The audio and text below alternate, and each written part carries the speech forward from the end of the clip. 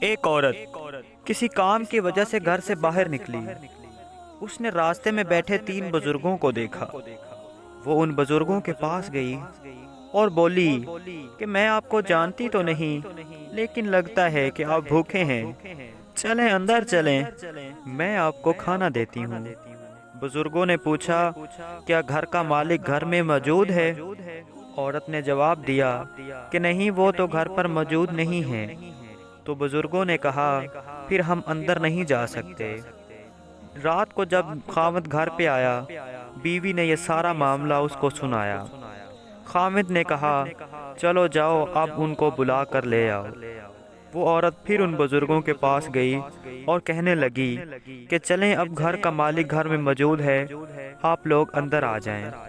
ان میں سے ایک بزرگ بولا کہ ہم تینوں ایک ساتھ اندر نہیں جا سکتے، یہ میری دائیں سائیڈ پہ بیٹھی کامیابی ہے اور بائیں سائیڈ پہ بیٹھا مال ہے، اور میں محبت ہوں۔ آپ کو کسی ایک چیز کا انتخاب کرنا پڑے گا تو پھر ہم اندر جائیں گے۔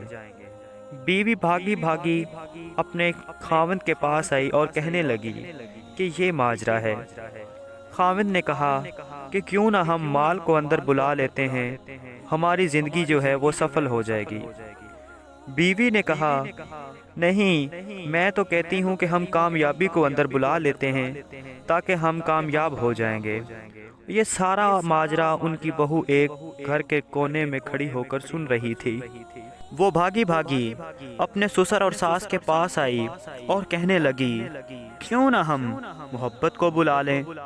تو میاں بیوی نے اس بہو کی بات پر اتفاق کیا اور کہا کہ جاؤ تم محبت کو بلا کر لے آؤ۔ وہ عورت پھر ان بزرگوں کے پاس گئی اور محبت کی طرف اشارہ کیا۔ محبت کے ساتھ ساتھ وہ دوسرے بزرگ بھی چلنے لگے۔ عورت حیران ہو گئی اور پوچھنے لگی کہ میں نے تو صرف محبت کو دعوت دی ہے، آپ لوگ کیوں ساتھ جا رہے ہیں؟ تو مال اور کامیابی نے کہا اگر تم ہم دونوں میں سے کسی ایک کا بھی انتخاب کرتی تو ہم دو کبھی بھی ساتھ نہ جاتے، لیکن تم نے محبت کا انتخاب کیا ہے، اور جہاں محبت ہوتی ہے ہم دونوں بھی وہاں ایک ساتھ اکٹھے ہوتے ہیں۔ یاد رکھیے، اگر آپ کسی کے ساتھ محبت کے ساتھ پیش آئیں گے تو آپ کی مثال اس چراغ کی طرح ہوگی جس کے گرد لوگ اندھیرے میں اکٹھے ہو جاتے ہیں۔